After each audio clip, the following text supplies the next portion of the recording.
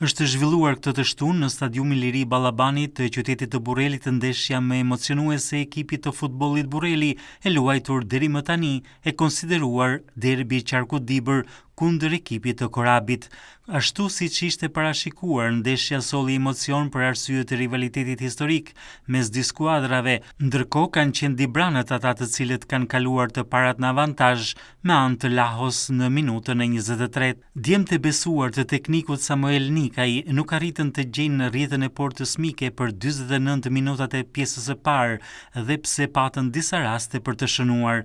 Në minutën e 40, Burreli mbeti me 10 lojtarë në fushë pas daljes me karton të kuq të Kuakut.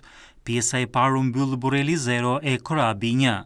Pjesa e dytë nuk solli risi në kampin Matjan pasi nuk arritën të finalizojnë asnjë nga aksionet e nisura, të ndikuar ndoshta edhe nga dizavantazhi numerik në fushën e gjelbër.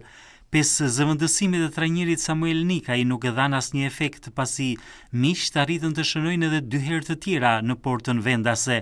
Për ekipin mik ka qenë Marku i cili ka dyfishuar rezultatin në minutën e 60, ndërsa 10 minuta më vonë është Morina që çon shifrat në 3-0 për Korabin.